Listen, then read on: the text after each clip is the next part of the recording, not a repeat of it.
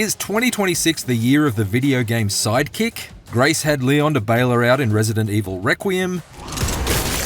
Hugh had Diana to hack killbots for him in Pragmata. And now Swordmaster Emma has very good boy Ku to bring a bit of magical aid to her crossbow and blade in Beast of Reincarnation. At a recent Bilibili Game First Look event in Shanghai, I got to go hands-on with the first 2 hours of the stunning post-apocalyptic action RPG from Game Freak, the development team best known for being at the helm of the Pokémon series for the past 3 decades.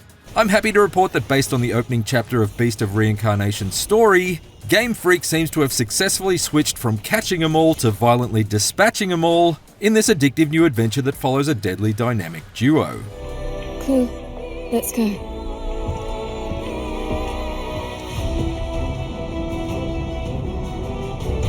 Beast of Reincarnation hooked me from minute 1. Its story opens smack bang in the middle of a war zone and wastes little time in introducing the core combat concepts. Faced with hordes of blighted beasts that are the result of fauna fusing with flora, imagine Pokemon's Bulbasaur in his absolute angriest evolution, Emma can pull off fast sword-slashing combo attacks, as well as parries to open up her gnarly enemies to satisfyingly grisly finishing moves. Additionally, Emma's opening loadout comes with a crossbow strapped to her wrist, allowing her to take out flying foes at range with rapid-fire bursts that feel supremely responsive. So far, so fairly standard. However, it's the inclusion of Emma's loyal dog companion Ku that adds a satisfyingly tactical twist to Beast of Reincarnation's predominantly blade-based melee system.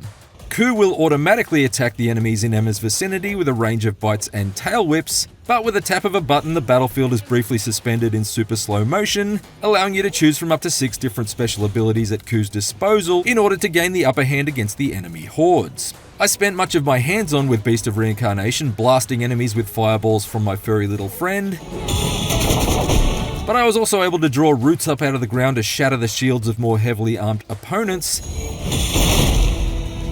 and even tangle around the ankles of some of the bigger beasts I faced, binding them to the spot and allowing me to sneak in a few sword strikes with Emma's katana while the monster struggled to be free.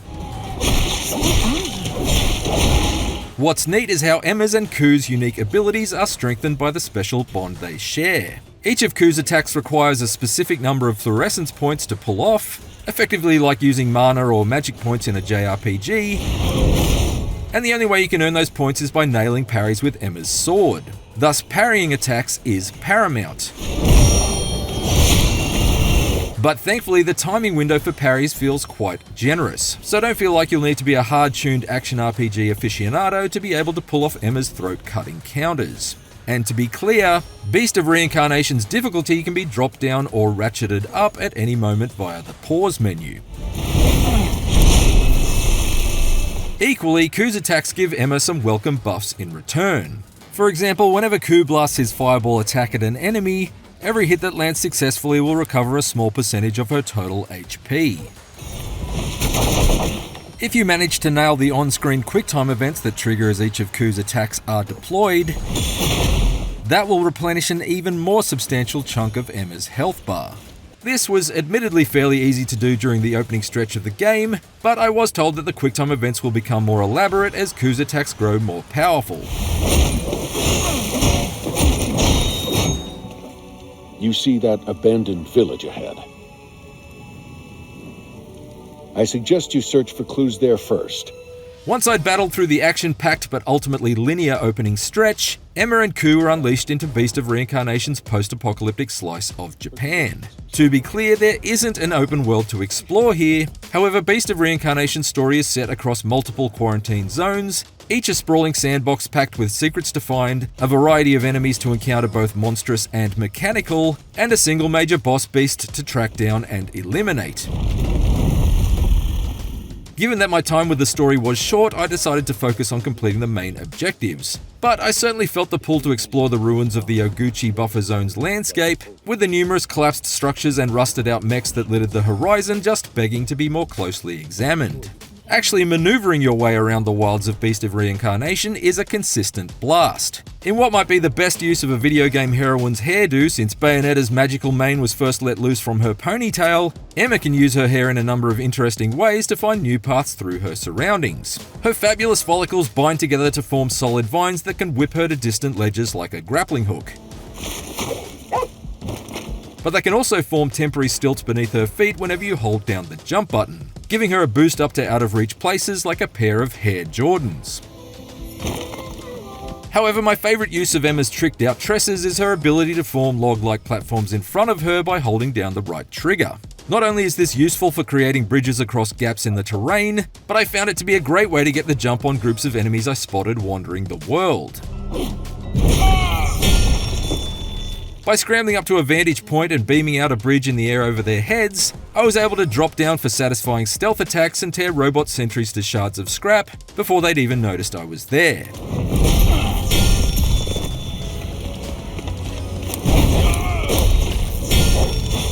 Meanwhile, Ku isn't just a battle-ready buddy, he's equally as useful outside of combat. Not only does he alert Emma to any enemies nearby, Is someone there, Ku? but he also sniffs out item crates that contain everything from crafting ingredients to armor sets and weapons. Do you have something, Ku? Oftentimes it's not enough just to locate these treasure chests though, since many of the ones I found remained trapped behind shuttered doors or required me to solve combination locks in order to open them, suggesting the need for some environmental puzzle solving that I didn't have time to slow down for during my hands-on. Although in hindsight, I probably should have made the time to properly scavenge for those optional goodies, because I went into Beast of Reincarnation's first boss fight a little underleveled, and got absolutely trounced by an enormous mutant stag. Keep moving. It might seem a lumbering giant, but it's sensitive, extraordinarily. This was the first of the Nushi, the corrupted mega beasts that are unique to each zone of the map, and I initially struggled to parry the powerful swiping attacks of its antlers and the deadly spikes it shot from afar, leading me to swift deaths in my first couple of attempts.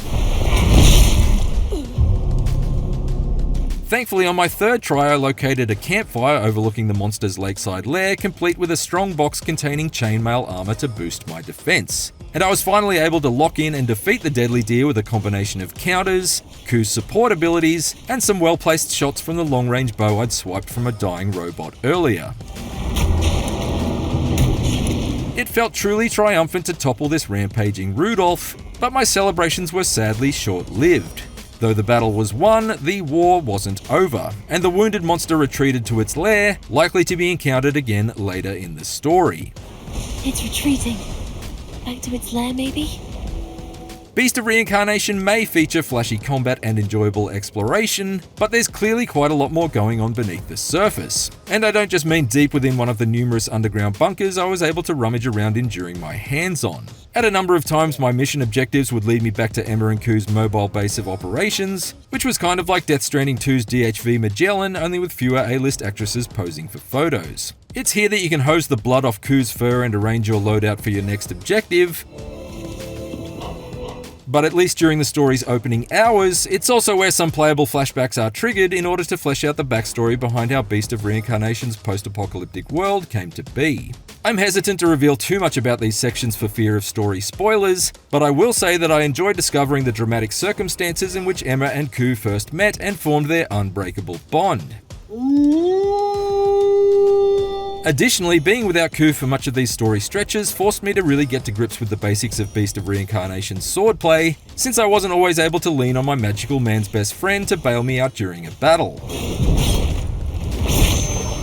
We don't have to wait long to find out if the thrills of Beast of Reincarnation's companion-based combat, terrific traversal mechanics, and imposing boss fights will go the distance. Since Game Freak's action RPG is set to arrive on PlayStation 5, Xbox Series X and S, and PC on August 4th. There's still a lot to dig into here, from its skill trees to crafting and cooking systems, but based on its opening hours, I can say that Beast of Reincarnation has already got its claws into me. And before you ask, yes, you can absolutely pat the dog. For more IGN previews, check out our hands-ons with Monster Fantasy and Resonance: A Plague Tale Legacy, and for everything else, stick with IGN.